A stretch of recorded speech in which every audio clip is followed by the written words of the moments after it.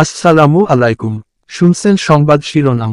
নবীনগরে ১৯ মামলার আসামি মনিক ডাকাত গ্রেফতার, এলাকায় স্বস্তি ফিরলেও আতঙ্ক কাটেনি। এখন শুনবেন বিস্তারিত। ব্রাহ্মণবাড়িয়ার নবীনগর উপজেলার পশ্চিমাঞ্চলের মোস্ট ওয়ান্টেড ১৯ মামলার বিভিন্ন মেয়াদে সাজাপ্রাপ্ত আসামি মন্নাফ মিয়া ওরফে মনিক ডাকাতকে অবশেষে গ্রেফতার করেছে র্যাব।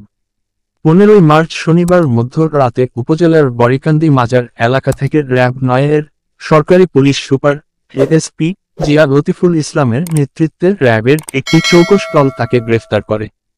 পরে তাকে নবীনগর থানায় হস্তান্তর করা হয়।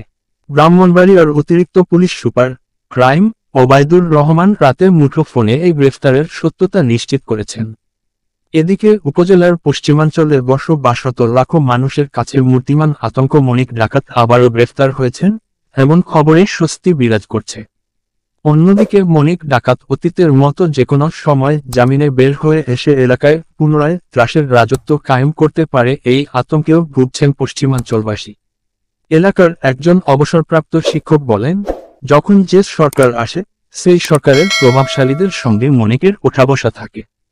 তাই বারবার গ্রেফতার হলেও মনিক ডাকাতকে বেশি দিন জেলে থাকতে হয় না, দ্রুতই তার জামিন হয়ে যায়। তবে নবীনগর থানার ওসি আব্দুর রাজ্জাক বলেন, সম্প্রতি একটি বিয়ে বাড়িতে সংঘটিত সন্ত্রাসী হামলায় বাবা ছেলেসহ ৪ জন গুলিবিদ্ধের ঘটনার মূল হোতা হিসেবে তাকে গ্রেফতার দেখিয়ে আজ ১৬ মার্চ রোববার চালান দেওয়া হয়েছে। আশা করছি এবার সহসা জেল থেকে সে ছাড়া পাবে না। শনিবার রাতে স্থানীয়রা আমাদের প্রতিবেদককে জানান, গত ৩রা ফেব্রুয়ারি বরিকান্দিতে অলি মিয়ার বাড়িতে তার ছেলের বিয়ে চলছিল। এ সময় পার্শ্ববর্তী নূরজাহানপুরের বাসিন্দা এলাকার কুখ্যাত মনিক ডাকাতের নেতৃত্বে সন্ত্রাসীরা আচমকা সশস্ত্র হামলা চালায়। ডাকাত দলের হামলায় বিয়ে বাড়ি লণ্ডভণ্ড হওয়াসহ বাবা ছেলেসহ ৪ জন গুলিবিদ্ধ হয়। এরপর মনিকসহ ১০ থেকে ১২ জনের নামে নবীনগর থানায় বাদী হয়ে মামলা করেন অলি মিয়ার স্ত্রী সেলিনা বেগম। এলাকাবাসীর অভিযোগ, দুঃখজনক হলেও সত্য, দুই মামলার পরও মনিক ডাকাত গত ১.৫ মাস প্রকাশ্যে এলাকায় বুক ফুলিয়ে ঘুরে বেড়িয়েছে।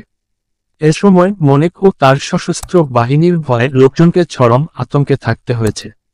নবীনগর থানার ওসি আব্দুর রাজ্জাক বলেন, বিয়ে বাড়িতে মনিক বাহিনীর তাণ্ডবের পর মনিক ও তার পুরো বাহিনী এলাকা ছেড়ে পালিয়ে গিয়েছিল। এরপরও পুলিশ ওই গ্রামে এলাকাবাসীর নিরাপত্তার জন্য একটি অস্থায়ী পুলিশ ক্যাম্প বসিয়েছিল। ওসি আব্দুর রাজ্জাক আরও জানান, চুরি, ডাকাতি, মাদক, হত্যাসহ বিভিন্ন অভিযোগে মোট ১৯টি মামলার মোস্ট ওয়ান্টেড আসামি এই মনিক ডাকাত। পুলিশ বারবার অভিযান চালিয়েও তাকে এতদিন খুঁজে পায়নি। অবশেষে র্যাব পুলিশের যৌথ অভিযানে তাকে গ্রেফতার করা হলো। ব্রাহ্মণবাড়িয়া 24.নিউজ।